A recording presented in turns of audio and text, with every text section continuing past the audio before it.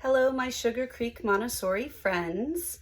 I'm going to read the book I read for you this morning at Line Time, Hamish the Highland Cow by Natalie Russell. And if you didn't see this morning, it says cow, but in Scotland it is a cow, okay? And this is what a Highland cow looks like. Look at all that hair. That fur keeps them very warm in the cold, cold winters up in the Highlands of Scotland. So when I read this book, please, please excuse my very poor Scottish accent, okay? So, A Hamish the Highland Cow by Natalie Russell.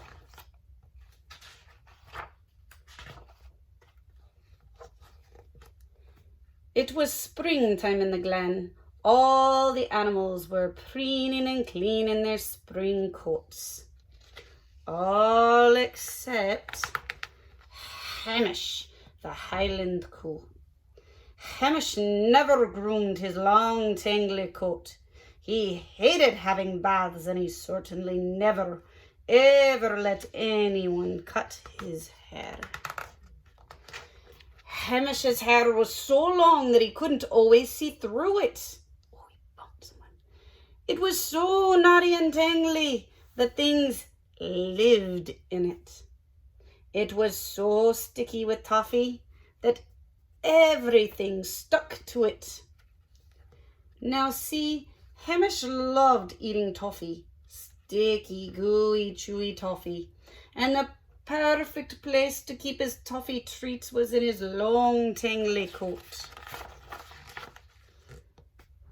But the other animals had had enough of Hamish's stinky, dirty, matted hair.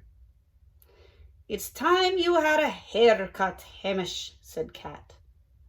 "What?" cried Hamish. "A haircut? Never!"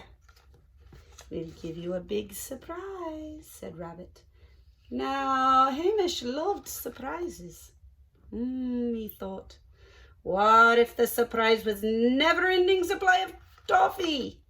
Maybe a wee trim, he said to his friends.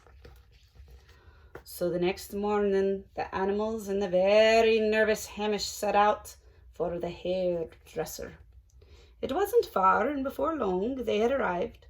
Hamish slowly peered around the salon door.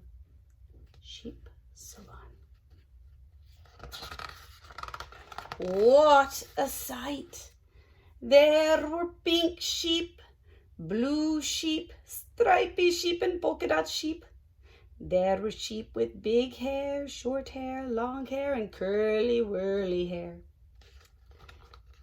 And there, in the middle of them all, snipping and clipping away, was the hairdresser. Hamish hadn't realized that the hairdresser could be so much fun. There were lots of books to read, and great things to play with, smelly things, spray things, and a big chair that went up and down and round and round. Whee! Then, "Mr. Hamish," said the hairdresser, "what will it be today, sir?" Hamish still felt a bit nervous, but he took a deep breath. "A wee trim, please," he said. The hairdresser set to work on Hamish's coat.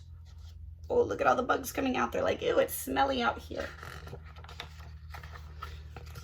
With a snippity snip and a clippity clip, the scissors whizzed over Hamish's long, tingly coat.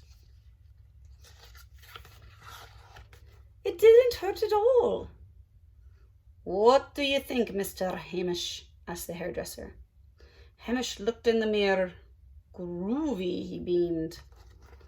All the animals agreed, and the hairdresser even gave Hamish lots of toffees for being so brave. But Hamish looked sad. "I've got nowhere to keep them," he said.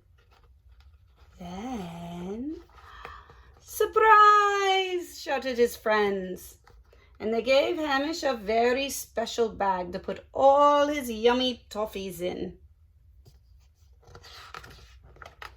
Hamish was delighted, and he popped his toffees in his bag and set off home with his friends. "Now you're the coolest coo in the Highlands," said the animals, giving Hamish a huge hug. "Don't mess up my hair," said a very smart and sweet-smelling Hamish. See you later, friends.